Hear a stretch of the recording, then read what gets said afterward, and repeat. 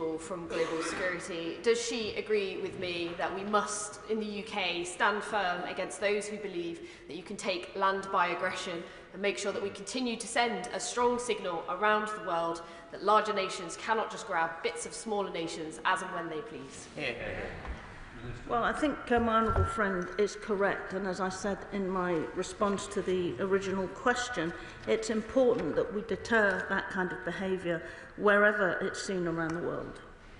Wendy Chamberlain.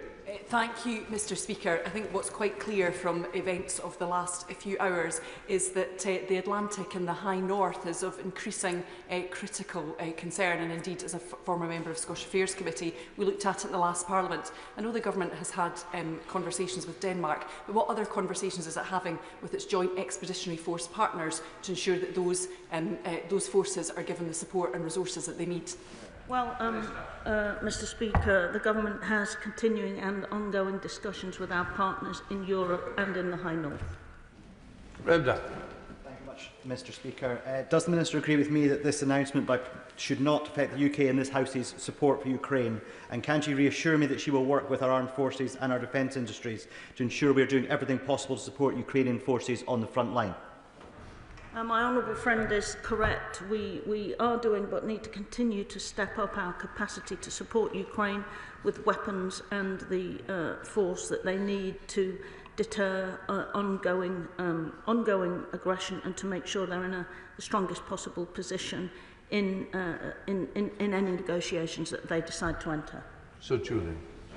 Will the Government impress on President Trump at every possible opportunity that the reason why appeasement led to World War II was that it left a vacuum in Europe, whereas the reason why the occupation of Eastern Europe at the end of that war did not lead to World War III was that the United States filled any possible vacuum and contained further aggression.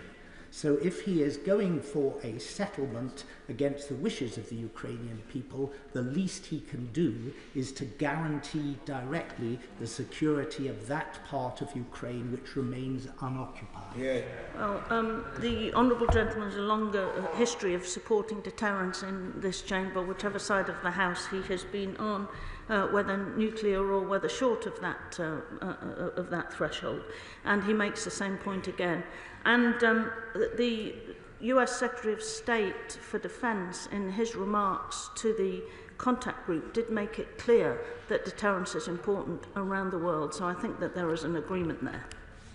Thank you, Mr Speaker. I welcome the announcement of the new £150 million package of military firepower, including drones, tanks and air defence systems for Ukraine. How does the Minister see this boosting Ukrainian resilience and the UK defence sector? Minister.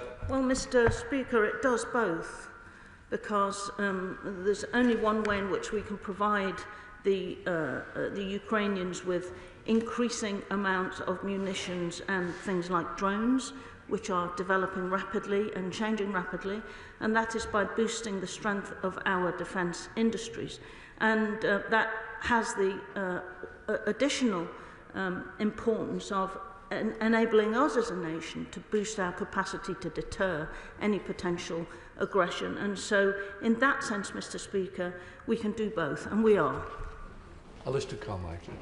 Mr Speaker, viewed from Washington, the idea of carving up the map in Europe might look like a pragmatic deal, even if history tells us that that always ends badly. But surely in Europe we understand that no matter what we give Vladimir Putin, he is always going to want more. Yes. So is that the context in which the Strategic Defence Review is being carried out?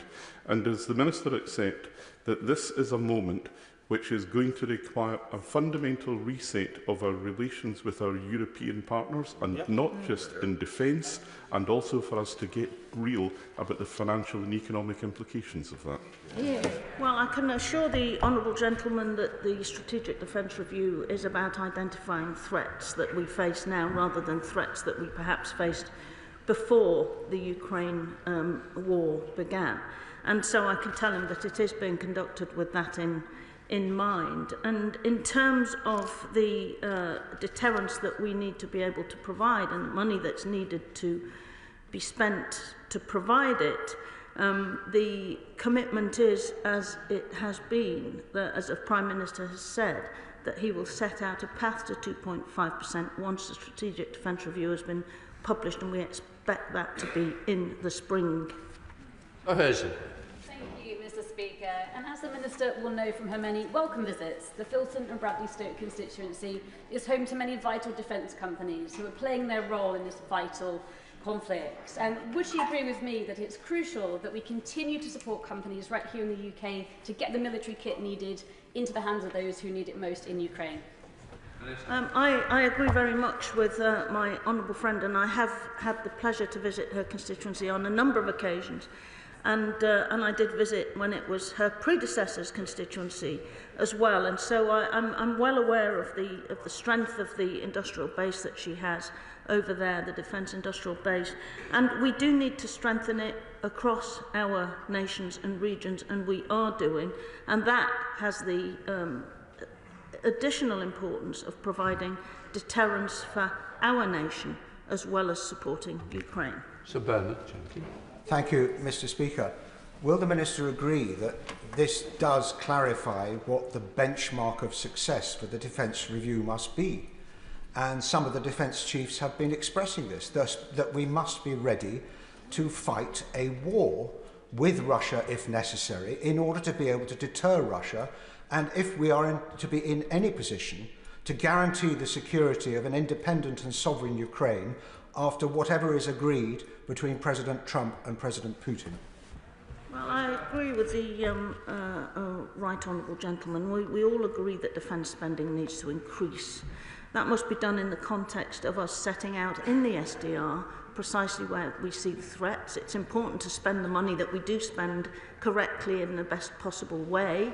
And I don't think there's any real disagreement across the chamber about that. And we will see in due course when the Strategic Defence Review is published and we set out the path to 2.5%, whether or not, in the spring, whether or not those challenges are met. Mark Siemens. Thank you, Mr. Speaker. Can I welcome that any negotiations about Ukraine must involve Ukraine? And in that spirit, can I ask the Minister if she or any of her colleagues have had conversations with their counterparts in Ukraine following these very recent developments to find out how they are feeling? And if not, do they plan to soon?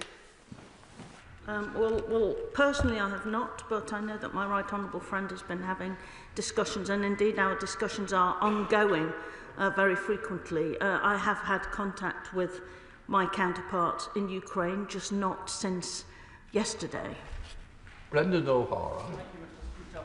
Yesterday, no matter how we in this House wish it wasn't the case, the people of Ukraine were betrayed and the crimes of aggression and annexation rewarded in a telephone call between Washington and Moscow.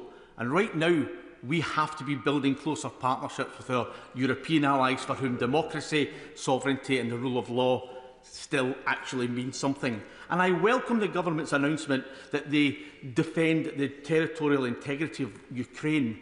But could she set out for the House how will her government do that in the face of two men who believe that because of their military superiority they can do whatever they want to whomever they want?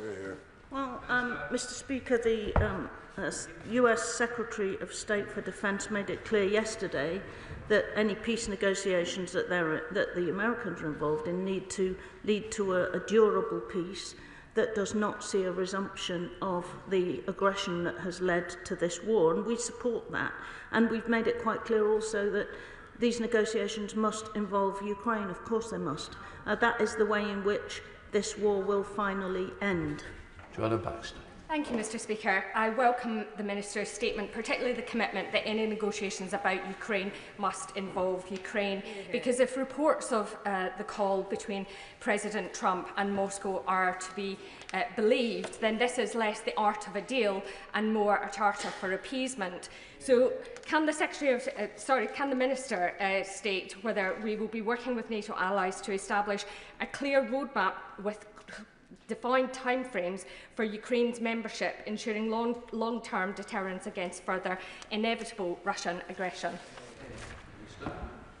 Mr. Speaker, we've always said that Ukraine's rightful place is in NATO, and our position is that Ukraine is on an irreversible path to NATO membership. But we've also been clear, always been clear, that this is a process which takes time. I've already said quite clearly that the fate of Ukraine in these negotiations can't be determined without Ukraine being fully involved, and that is our priority. At the moment, to put them in the strongest position, war fighting is still happening, to put them in the strongest possible position to negotiate from strength. Sir John Whittingham. In 1994, Russia, along with the UK and the US, signed the Budapest Memorandum pledging to respect the sovereignty and the territorial integrity of Ukraine. Given the flagrant breach of that undertaking by Russia, why should Ukraine believe a word that Putin says without concrete security guarantees? The Honourable Gentleman is right, Honourable Gentleman, apologies, is correct that there must be security guarantees. And the US Defence Secretary said as much, that there must be security guarantees. These are all matters for any negotiations that take place, and of course we will be supporting Ukraine, and we've made quite clear that there cannot be a peace that doesn't involve Ukraine and that they don't support. Bill Brittle. Thank you, Mr. Speaker. Can the Minister assure the House today that it is UK government policy not only that Ukraine must be involved in a peace, but also securing its territorial integrity, but that it is only the Ukrainian people, not President Trump nor President Putin, that can determine the destiny of Ukraine? I think it's quite clear if we say that Ukraine must be involved in those negotiations, and that peace negotiations need two sides to come to an agreement, that it therefore follows that the Ukrainians must be content with whatever the process comes up with. There must be security guarantees, the peace must be durable, and everybody agrees with that. Thank you, Mr. Speaker. Is the Minister concerned that President Trump is repeating false Kremlin propaganda and perpetuating a gross misrepresentation of the war in Ukraine by suggesting, and I quote, that for Ukraine this was not a good war to go into? Will the UK government be making it clear to the US President in no uncertain terms that Ukraine has just defended itself from invasion, bombing, rape, murder, occupation, and that it is an outrage for President Trump to suggest that Ukraine should give up its sovereign territory to Russia? We've made it quite clear with our 100-year partnership with Ukraine that we back them in the long term. We've supported them with support across this chamber from many parties over a number of years to ensure that they can continue their fight, and that we will continue to support them during any negotiations that there are, so that they can get the peace that they wish to have. Lawrence Turner. Thank you, Mr. Speaker. The Minister's commitment to continued defence support to Ukraine is essential, and I'm sure the House's thoughts are with those Ukrainians fighting for their freedoms and all those Ukrainians in our own communities who have found sanctuary here. Does she agree that any settlement cannot be a repeat of the Budapest Memorandum or the Minsk agreements, which failed to deter future Russian imperial aggression? Mr. Speaker, I think everybody agrees that any peace that's negotiated must be durable, and that will require security guarantees given the past experience that the Ukrainians have of Russian aggression. Sir Gavin Williamson. Thank you, Mr. Speaker. As the Minister will be aware, much of the Russian war effort has been sustained by other nations, including a large number of the BRIC nations, supporting Russia through either direct military aid or dual-use products. What is the Minister doing to try and deter that flow of arms that's continuing to sustain Russia? Well, the right honourable gentleman will know very well that there are sanctions that we do our best to police, and that has had some impact. And I think that has to continue, both whilst the war is still ongoing and whilst the peace is being considered and negotiated. Mr. Speaker, all wars end, but I know it is the feeling of members across the House that we very much owe it to the men and women fighting for Ukraine, that when this war ends, it does so with Ukraine in a position of strength at the table and on terms and timescales that Ukraine can really be in the driving seat for. But so I agree with my honourable friend that Ukraine needs, we need to continue to support them, to put them in the strongest possible position, both whilst they are war fighting and during any negotiations that take place. Jeremy Corbyn. Thank you, Mr. Speaker. Could we just take one moment to reflect on the hundreds of thousands of lives that have been lost in this war? Ukrainian civilians, Ukrainian soldiers, Russian soldiers, and all of those families that are mourning today. And that efforts were made by Latin American, African leaders and the Pope to try and negotiate earlier on to bring an end to this war. And that we now have possibly an opportunity to demonstrate that one country should never occupy another. And does she believe that there is any possibility in the near future of a ceasefire ahead of negotiations which would be acceptable to obviously the people of Ukraine as well as the rest of Europe, because we do need to see an end to this ghastly conflict? Well, the right honourable gentleman is correct that conflicts such as this need to come to an end as soon as that is possible. But and so I do acknowledge the point that he makes about death on all sides and how bad that is. But I think that it's important for any peace that might be negotiated to be durable and to be lasting. And so we therefore need to focus our minds at present on supporting Ukraine as much as we can to go into any such negotiations in the strongest possible position. James Wilde. Thank you very much, Mr. Speaker. Given Putin's illegal invasion and declared intent, does the government agree that any negotiations must result in a sovereign Ukraine, and the UK will play its part in providing security guarantees that are meaningful, unlike those in the past, as that is crucial